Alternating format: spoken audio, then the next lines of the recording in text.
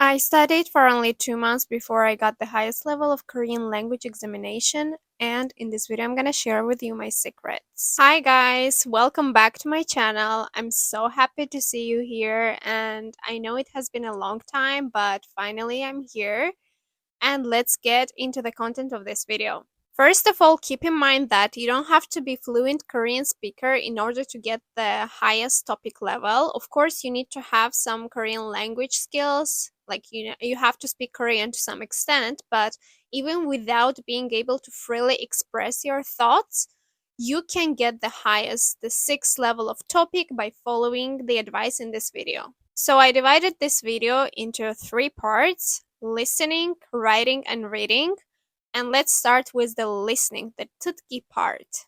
Most people find listening the easiest part of topic, and I actually would agree on this. I think that listening is the part that you can actually utilize to get significant amount of points. And as someone who got 48 answers correct out of 50, I strongly recommend using the following strategies. Number 1, so you do practice tests, right? Next time when you complete any practice test, print out the test form, read all the script with answers, and when you see an unknown word, write down the translation of that word above that word, not in a separate paper, not in a notebook or something, but just right above that text, above that word in the script. So, also here's one important moment. Next time when you encounter that same word that you already wrote before, if you don't remember the translation of that word, even though you already wrote it, write it again. Write it as many times as needed until you memorize that word, even though you wrote it already 10 times before. So it's okay. This is really helpful because the more you encounter, the more you write it, the better you memorize. So learning words not separately but from the test is crucial for 2 predominant reasons. 1, our brain memorizes the new words way more effectively when we learn them in the context rather than from the vocabulary. And number 2, there is a plethora of words, many words that are being used in many listening tests constantly. Therefore, if you perfectly know all words from 10 listening tests, you will increase your score considerably. So basically, this means that when we see words in a text, we can understand them better, which means we can memorize them better. And number 2, there are so many words in Korean. Like, of course, it's impossible to sit and learn all of them, especially when you're getting ready for topic. But if you keep learning the words from your listening tests, of course they will be repeated because they don't use new words all the time in their text. They use same words over and over again. So if you keep learning from the listening test, then your further and further tests will improve considerably. I mean, your score will improve a lot. Strategy number 2. After getting used to doing tests at a normal speed, I recommend increasing your speed to 1.25x. At first, your score will drop. Don't get demotivated because it's natural that you increase the speed, so your understanding drops and the score drops. So don't be demotivated by this. Keep doing, keep doing, keep doing until you get to used to 1.25x. And of course, if you do like super good, you can also make it 1.5x later on, but 2x is unnecessary.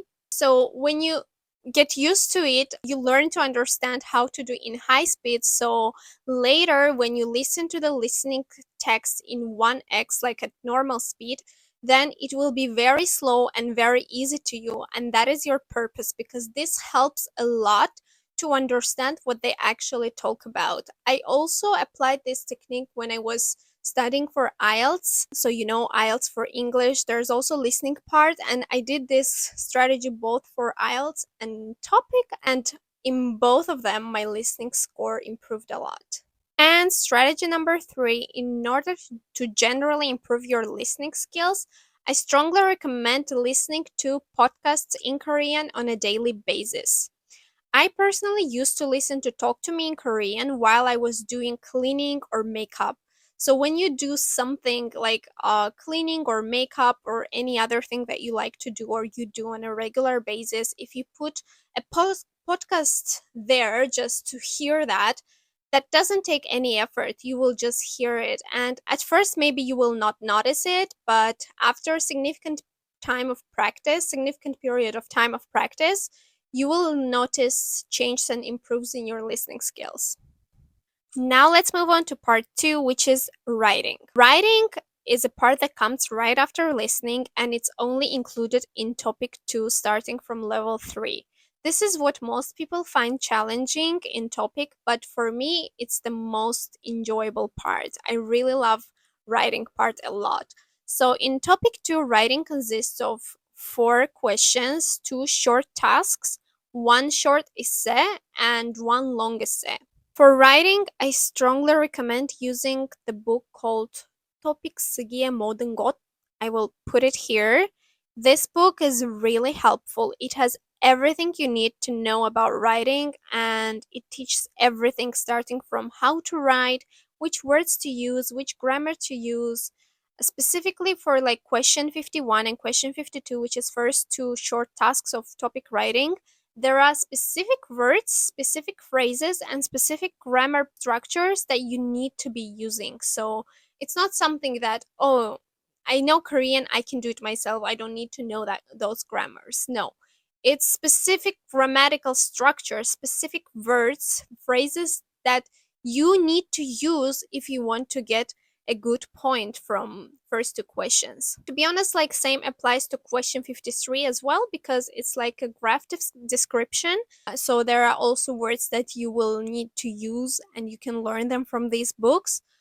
But especially it relates to 51 and 52. In order to get highest scores for question 51 and 52 of topic writing, all you need to do is number 1, learn specific phrases and grammar provided in these books. Number 2, practice as many question 51, question 52 questions as you can. And number 3, try to memorize tests with correct answers. So basically, each of these questions, like 51 and 52, they give you maximum of 10 points. And if you want to get 10 out of 10 points, then I strongly recommend doing this on repeat, because questions on topics, they come on repeat. They don't change like radically with every new test. Even if you don't get the same questions, then you will probably get a very similar questions. The book that I told you, they have a lot of practice tests. They have the answers. So after you practice them several times, I recommend that you sit and learn the answers so that your brain memorizes everything, and when you go to test, you don't lose time thinking. You just see the question, you write the answer right away, so you don't lose any time there. Question 53, I think it's the easiest one. It's a short essay where you have to describe a graph or a chart. For this, you also need to learn specific wordings and the structure of the essay. And your Korean fluency is not really needed here, as long as you know to some extent, as I told before, because you don't think of anything, you don't need to express any thought that you have. All you need to do is to look at the graph and just write what you see. And the words that need to be used are also provided in the writing book. So if you learn them, you can easily write 53. Nevertheless, question 54 is a long essay with 600 and 700 characters, and here you have to know the structure, but the structure is not enough. The question 54 requires more advanced knowledge, because you will have to write a whole page of your thoughts in Korean regarding a particular issue. And to get the high score from question 52, I recommend doing the following. Number 1, learn the structure of professional introduction and conclusion and use it for every essay. Even when you practice, use the same structure every single time again, so that it all comes on automatic basis. You don't need to think. You just see the question, you write introduction and conclusion. Same for all essays. Of course, it's not like word to word same, but the structure is same, you know? Number 2, learn a list of level 5 and 6 words and use them in every essay. I will explain you how to do this. I usually find and write down about like 10 or 15 high level, like level 5, level 6 words, and memorize them. Key point here is that these words should be of a general meaning. So if you choose some words with specific meanings, let's say like bulletproof, you cannot use it in every topic. You need to choose words that can be applied to many different topics. So for example, let's say predominantly or dilemma. It's something that you can like fit in every topic, you know? So if you come up with 10 or 15 words like this, and you memorize them, you can use them in your essay very effectively. Let me tell you how. So how I do this, as I told you, I write down 10, 15 words, I learn them, I memorize that, oh yeah, these 10 words are for my course essay. So when I start writing my essay, right next to my question, I will write the list of these words so that I see them, they're in front of my eyes. And while I'm writing the essay itself, I can see these words and I can use them. So this is very important and very helpful because when when the examiner reads your essay, it will see that, oh, she used like 4, 5, 6 words. Of course, you don't need to use all 10. It doesn't mean that you will be able to use them all. Maybe you will be able to use 3 of them, 5 of them, but still the better few than not, you know? Yeah, when the examiner reads your essay, he or she will see that, oh, this person used high level words, then her level is high. It means that she will get a higher score. And strategy number 3, just like I talked about words, I also recommend learning level 5, 6 grammatical structures and use them just like I explained above. So here, like, you don't need to learn a lot of grammatical structures because you will just waste your brain. But like maybe 5 will be enough, so you can use at least 3 of them because it's easier to put grammatical structures into essay rather than words. Having high-level grammatical structures and high-level words will improve your score. Now I will give you a secret bonus tip that I use in all my essays.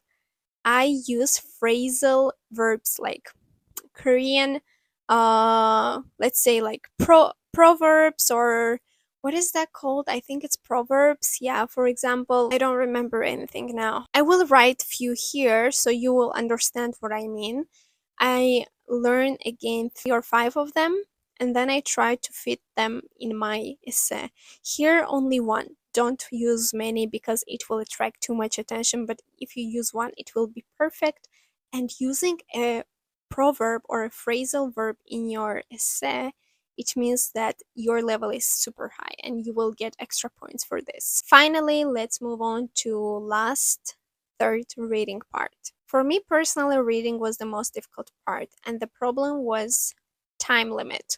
Because like for reading includes 70 questions that need to be answered in 1 hour. So 60 minutes for 70 questions for me is crazy. So for reading, I use the following strategies. Number 1, print out the test form, read all the questions and answers, and write down the translation of unknown words right above them. Just like in the listening part, you do the same for reading part. Also, it's recommended to learn reading specific words from the test itself. Number 2, set a time limit. Try to solve first 10 questions in 3 to 5 minutes. Every time you do the test, check your time and make a target of reducing your time with every test. And number 3, learn the secrets of certain questions. Most questions in reading tests are built in a way that you don't need to read the whole text to find the answer. Like imagine if you sit and read the whole text from all questions, you will never be able to finish your test in 1 hour. So here you just need to know the strategy. For example, in some questions, the answer lies in the last sentence of the text. So I will not explain here which questions are which strategy. So for this, I recommend you to search on YouTube because I personally learned like this. I watched videos of strategy of some questions. Then you can also find that on YouTube and learn that from, let's say, 30 to 35, then you need to pay attention to last two sentences of the text. Definitely watch these videos and take notes for yourself. And strategy number 4, read the answers before you read the question. This is the strategy that always saves me time, because when I read the answers first, I can understand what text is about, and I can understand what I will need to look for in the text. So if I know that these are the answers, that's what I'm gonna pay attention when I read the text. So this is very effective. Guys, except for all the strategies I told you, the most important thing here is consistency and practice. You have to practice a lot, do a lot of tests before your exam if you want to get a high level of topic. Because if you know everything I told you before and you don't practice well, then they don't have any meaning for you. So keep practicing, like 1 month, 2 months before exam. Like try to do it as much as you can. If you can do it every day. But if you, let's say, your test is like in 5 months, you do first 2 months and then 3 months you do nothing, or like you do 3 months, 2 months, you do nothing, you will forget everything. That's why before the actual test, like 2 months before at least, try to practice a lot, because consistency is the key. And don't get demotivated, please. I love you so much. Thank you for watching this video, and thank you for being here with me. If you haven't subscribed to my channel yet, I would be very, very, very happy and very, very glad to have you as part of my channel. And thank you so much one more time. I love you, and good luck.